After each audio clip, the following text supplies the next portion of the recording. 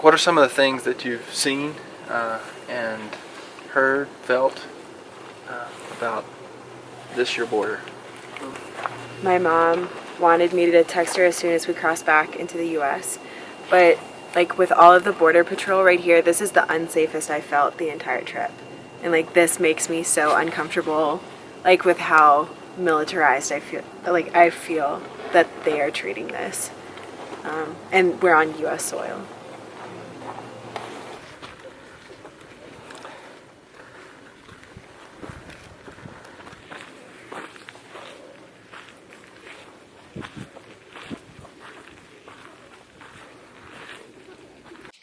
That's part of the reality of our nation. We have this mythology of give me your tired, your poor, your huddled masses yearning to breathe free. We have this reality of being a nation of immigrants.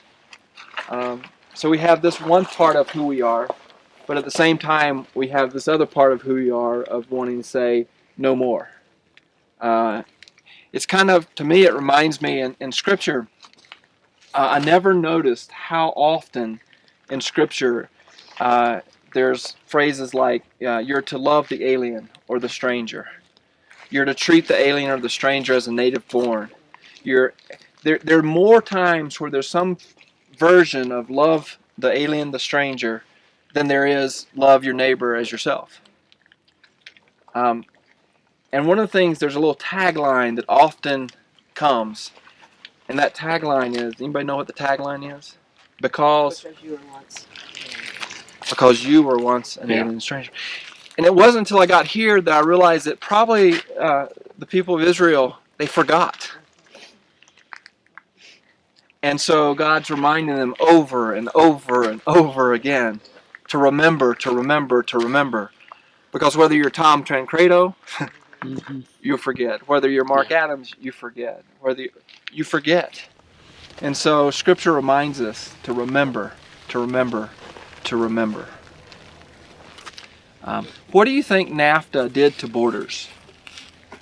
Throw out something. What did NAFTA do to borders? North American Free Trade Agreement. No? Close them to people. No, it didn't close them to people. NAFTA opened borders. For economic global commerce, multinational corporations. Yeah. Global multinational corporations for products, for commodities. It opened it up for capital. It did not do anything to close borders for human beings, but it didn't do anything to open them. And so in some ways, it's a kind of a misnomer, North American Free Trade Agreement, because labor is part of trade, but it wasn't included in NAFTA. In Chiapas, in the state of Chiapas, Mexico, something happened on the very day that NAFTA went into effect. Does anybody know what that was?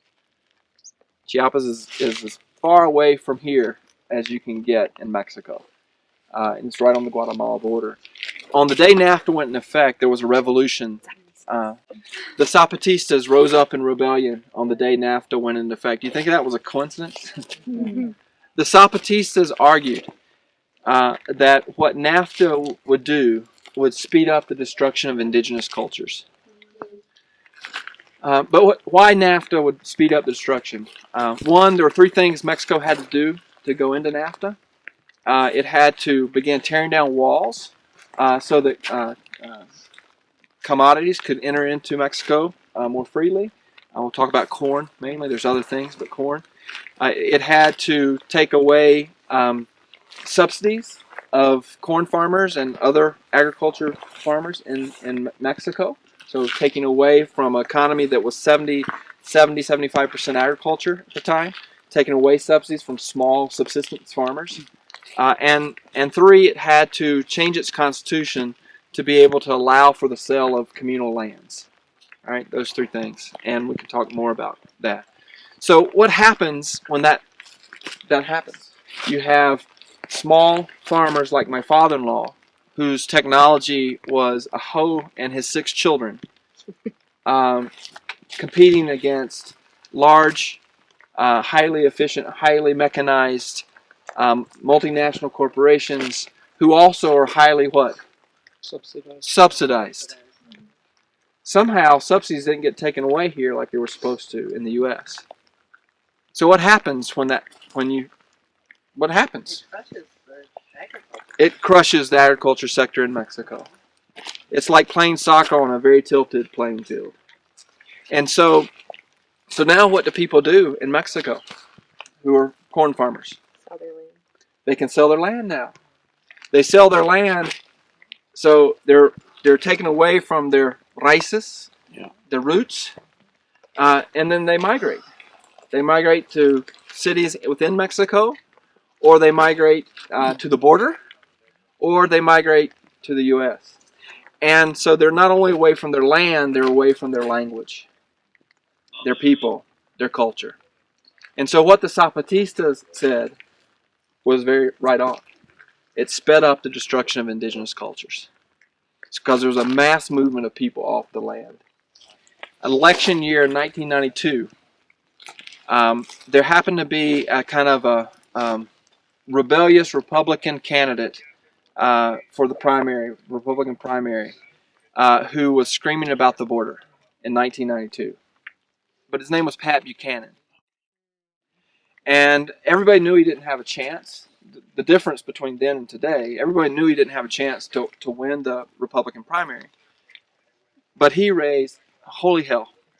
He would stand at the border in San Diego and look across the border, and there'd be groups of people gathering to cross the border, and he would talk about the brown wave coming into the United States to invade, using very racially charged language to talk about what was happening and the need to secure the border. Now, he didn't win the primary, but he changed the debate around issues of migration. And migration became an important theme in the election. And the person who was elected in 1992? Bill Clinton. Bill Clinton. Bill Clinton became a strong border enforcement president. So all the enforcement, border infrastructure that you see here is a legacy of the Clinton administration. And yet, the question for us as people of faith is not how do we respond in fear, but how do we respond in faith? Because unfortunately, as human beings, our go-to is to respond in fear to things that are scary and things that we don't know how to deal with. But as people of faith, we're not called to that. As people who follow Jesus, we're called to say, how do we respond in faith to the suffering that exists on both sides of the border? To the suffering of folks who all of a sudden have people coming through their land who they didn't invite. To the folks who are coming into worship saying, if you could just return the bodies of our families, we'd be happy. How do we do that? And so I hope that just as you were inspired in Nogales, that we as people can respond in positive ways and bring about a little bit of peace to the world, that you'll be inspired here as well to do that in a very difficult situation.